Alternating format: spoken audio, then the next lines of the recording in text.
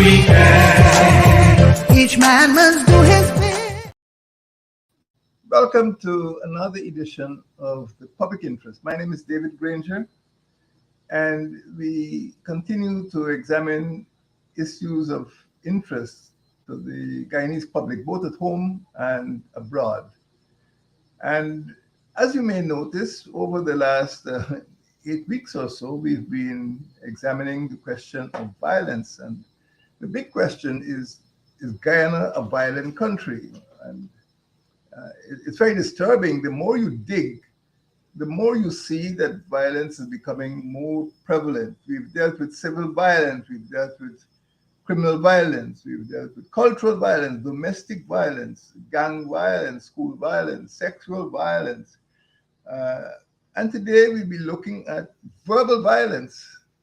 That is the violence which can be caused by irresponsible remarks, especially hateful remarks, which are designed to instigate violence. And it is my view that verbal violence could damage the democracy that we prize. It could damage social harmony. And what better place to start than East Berbice Quarantine Region 6, Babu John. And we Guyanese have witnessed some orations, if I can call it that, from Babu John, starting from March 2011 and continuing right up to March 2019. These orations at Babu John remind us, and they remain with us, and they're the most egregious examples of verbal violence is uttered by any head of state in this country's history. And if you don't know the reason why it started in March 2011, it's because I was elected presidential candidate for PNC in February 2011. So the first oration of Babu John was actually directed against me and to encourage people to think that I had blood on my hands. Well, it was untrue, and that allegation was never withdrawn. But what has been taking place at Babu John and elsewhere satisfies the United Nations declaration of or definition of what verbal violence is. That is, it is the use of words which are discriminatory, that is to say, they're biased, they're bigoted, or they're intolerant, or the use of words which are pejorative, they're contemptuous, they're demeaning or prejudiced. This type of language, once it's directed at other persons, is regarded as verbal violence. And as we can see, verbal violence was exhibited in the Babu John diatribes. And they were so disgusting, they were so disturbing, that they became the cause for private legal action and police investigation. The CID actually visited the speaker to inquire what he meant by those words. Truly enough, there was no prosecution, but the words were disturbing enough to warrant a visit from the CID. And of course, there was public revulsion, even though it was repeated, the words were repeated up to 2019. But the matter didn't end there. Words have consequences, and those rants inevitably set the pattern for offensive language by a high commissioner, by a minister of health, by a minister of legal affairs, by a minister of local government, and most recently by a chairman of the NDC in Region 6. And I cannot repeat the words he used to one of his own councillors. In addition to that, they were something which the government of the day described as feral blasts. I mean, I think any Guyanese hearing that expression, feral blast, would know to whom and to which party it refers. What we have, my friends, is that in a span of 12 years, from 2011 to 2023, We've seen verbal violence, political verbal violence, contaminating communication from the level of central government right down to local government. So this language, I don't want to go so far as to say it is typical of the present administration, but it started at the top and it reached right down to neighborhood level. And as the Italians say, fish rots from its head. My friends, verbal violence undermines political democracy, the type of inclusionary democracy we're trying to build in Guyana. It undermines social stability. Words can be weaponized. Verbal violence damages social cohesion and can lead to physical violence and other forms of violence. The dissemination of disinformation in the social media enables digital communication and presents unprecedented problems for society. Verbal violence can be distributed anonymously, cheaply, easily, quickly, and widely. And it has the potential of reaching a diverse audience in real time, in real time. And the problem with verbal violence, there's no editor, there's no supervisor, there's no restraint. The law is there, but we'll come to that. What causes verbal violence? There could be one cause, there could be ignorance, there could be the perception of inequality in which the user of those words feels superior to the victim. It could be caused by ill will, and it could be caused by intentional incitement in which people speak untruthful things in order to create disorder or violence. But violence breeds violence. And when we look at the incidents of public disorder, abuse and assault of school children, as happened in March 2020 and February 2023 in West Berbice, and the protests against police excesses in East Demerara in August 2021, most likely these involved or were prompted by some form of verbal violence or misinformation and instigation. The attitudes, the actions, the behavior, beliefs, and speech that can be used to justify physical violence are becoming too pervasive in this country.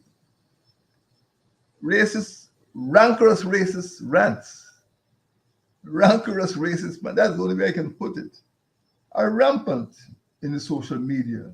I think some of you recall, a really hostile post by, I think his name was Imran Ghazi. I'm not quite sure what the title was, but it is one of the most horrible posts I've ever heard of or actually seen. And once people descend to that level, you don't know what the consequence will be.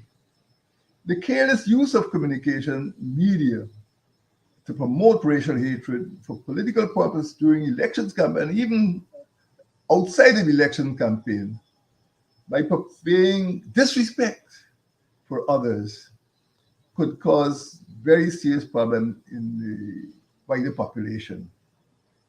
Those rude allegations, albeit rash, especially when they come from officials, could alienate whole communities, whole groups. It could obstruct cooperation and create an unbalanced and unsettled society, an unequal society. And people who sow the seeds of discord must be prepared to reap the consequences of that discord. They must be prepared to reap a harvest of distress and sometimes death. Sometimes death, sadly, sometimes death. My friends, what can we do to reduce or remove verbal violence? It is true that we have a constitution, and everybody knows, as these people in the media know, that the constitution guarantees freedom of expression, Article 146. the first thing journalists should learn. The Lord's Prayer of journalism, Article 146. Except with his own consent, no person shall be hindered in the enjoyment of his freedom of expression. But it goes on. It goes on. It goes on to point out that online communication or any other form of communication, chat rooms, social networks, websites, can be unlawful, especially when it is used to harass or intimidate or threaten other groups or other persons. So it is not a constitutional guarantee without restraint or without responsibility. There is legislation, but legislation doesn't enforce itself. Legislation should aim or does aim at balancing freedom of expression on the one hand with personal protection from verbal violence on the other hand. And verbal violence includes hatred on grounds of race, religion, your region of residence, and gender and sexual orientation or social status. And as you know, there have been changes over the years about how some of these expressions are defined and which expressions are acceptable or unacceptable or legal or illegal.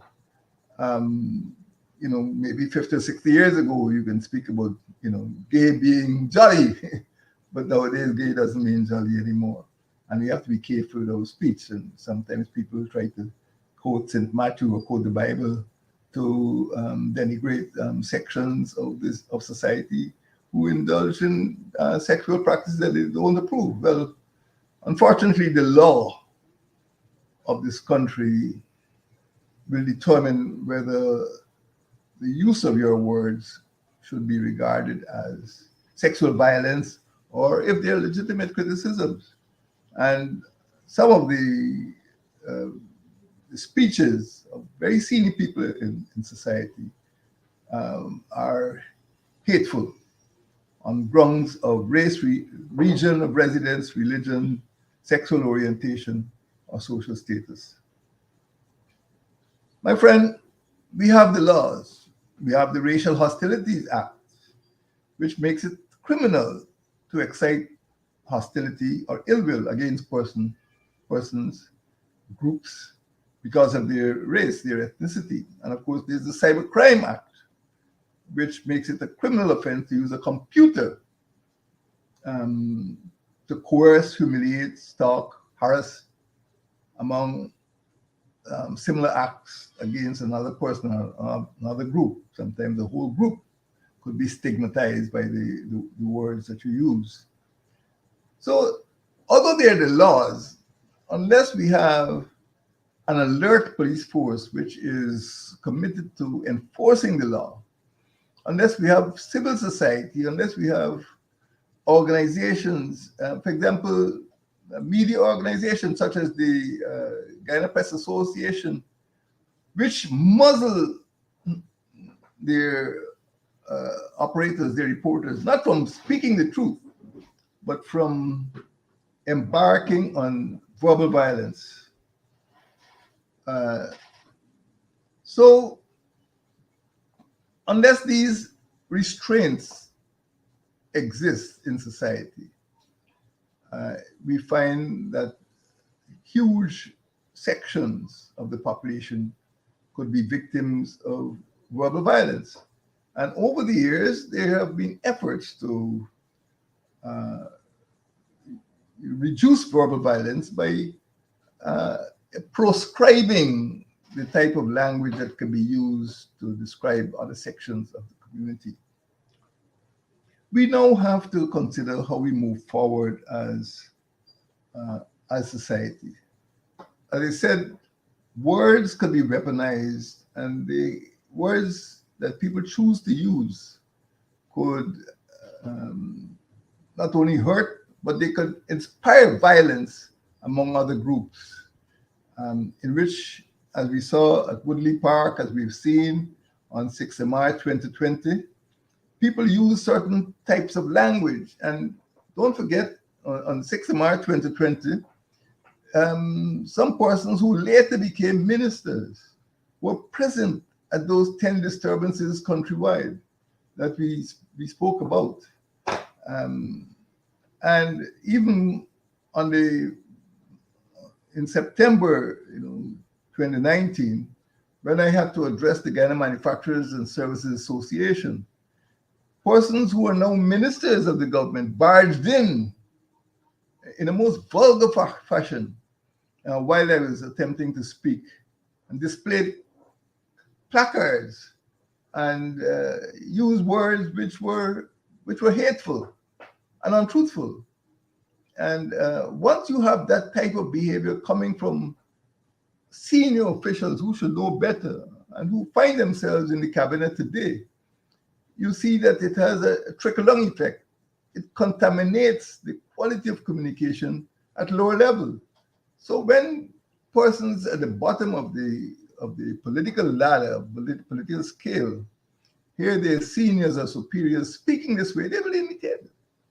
And that is what is happening, and that is what is dividing the society.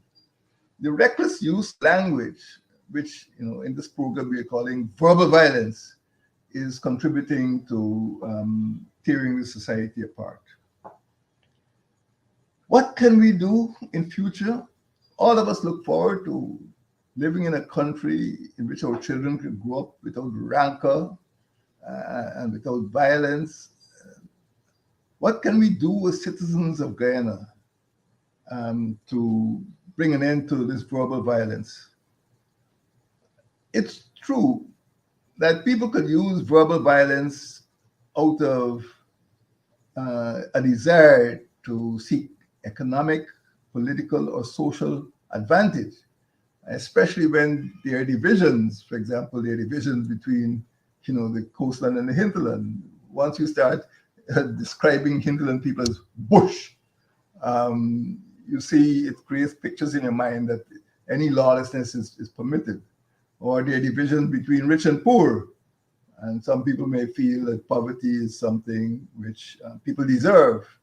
Or the differences between highly educated people and people who haven't completed their schooling. And all of these divisions could be used for prejudicial purposes. So we need to have a media community. We need to have a press association which tempers the type of reporting by its own reporters, by its own operatives, by its own editors. So as we move forward, we can see that violence, verbal violence, festers amid allegations and actions that alienate communities, that alienate political parties and their supporters. They stigmatize political parties and their supporters. They erode cooperation and they create further inequalities. We can prevent verbal violence. We can aim at building a more cohesive society. And let me close by recommending 5 steps. First of all, we need to embrace inclusivity. We need to understand that the Constitution did not err in calling for inclusionary democracy. And if we believe in inclusionary democracy, Article 13, there's even a non-governmental organization which calls itself Article 13. It means we must embrace measures, governmental, political, social measures, which bring people together and don't separate our communities at any level, social, community, political, economic level. The second step, which I recommend to you, is that we must emphasize our national identity. My friends, every year, Independence, 26th of May, every year, Republic in February, we have a major national festival.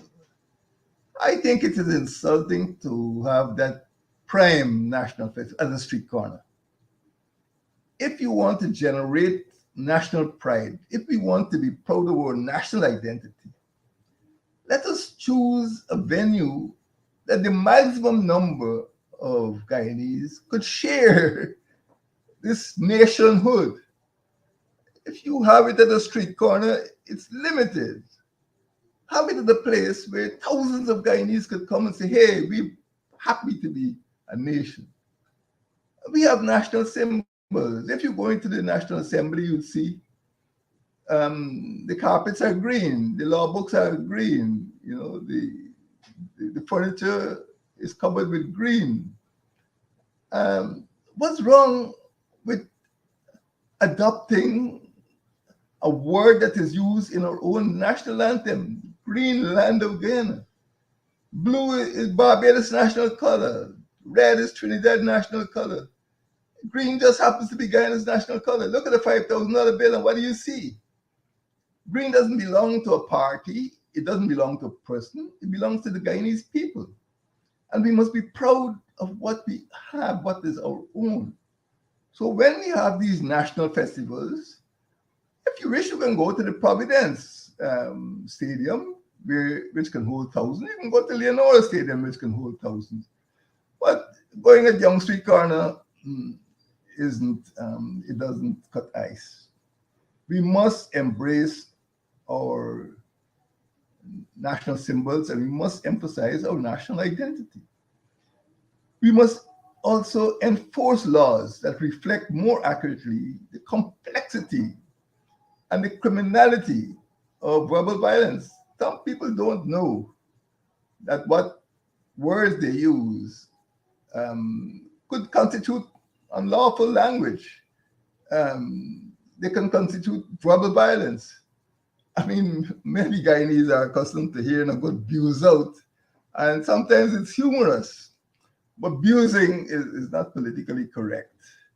And nowadays, because of the use of the internet, because it is so easy, because it is so versatile, some people may threaten the president or threaten one another. And we have discovered that many of these people now end up in court. What used to be good old-fashioned abusing has now become criminal. And we must enforce laws which ensure that people do not misunderstand that some of their language has become criminal. It might have been criminal 50 or 60 years ago, but now verbal violence is a serious problem. And the fourth measure I wish to recommend, the fourth step I wish to recommend, is educating our children in light of changing legislation.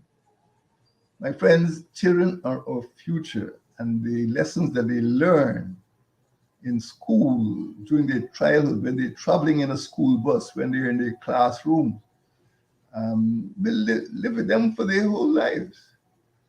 And we must ensure that they must be aware that certain types of language are unlawful, and they too are recipients of abuse, sometimes by adults.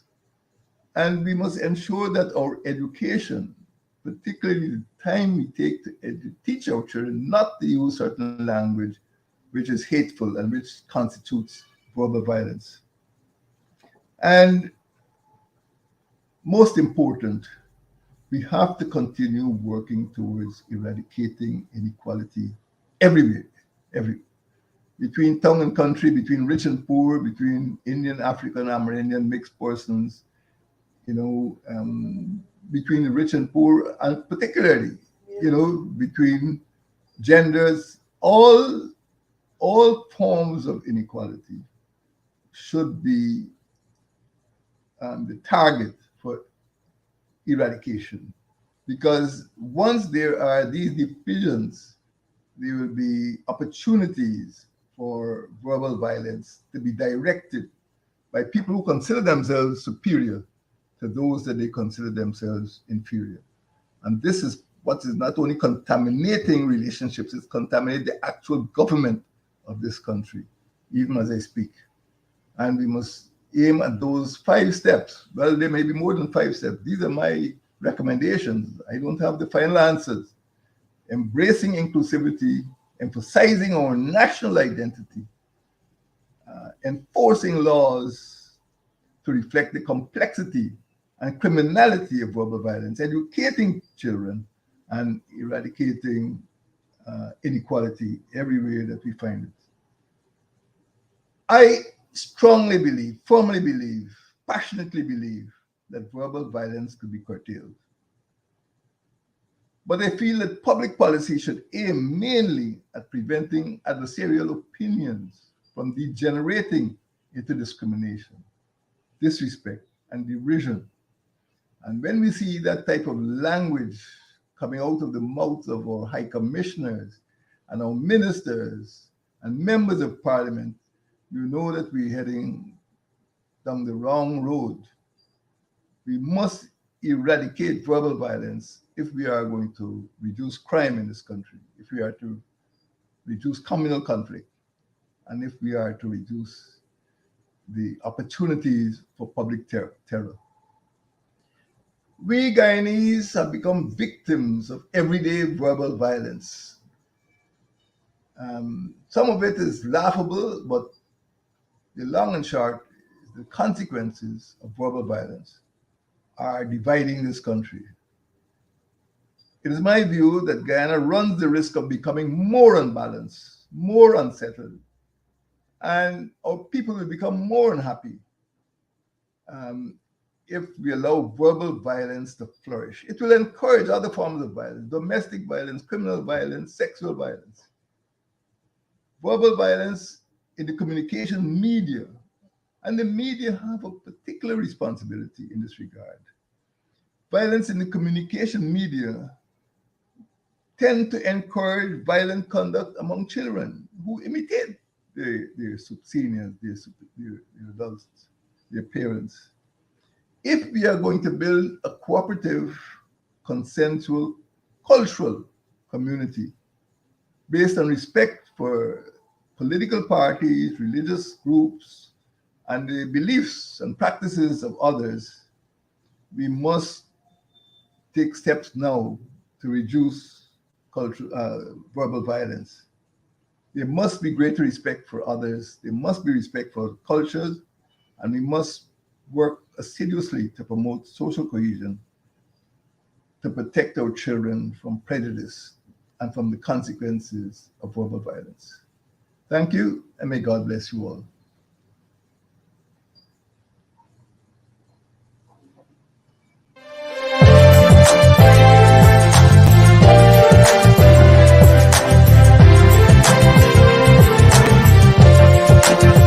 Let us cooperate for the young. Let us cooperate for our land. Let us resolve to fight together. See we do it right together. Can we do it? Yes, we can. Each man must do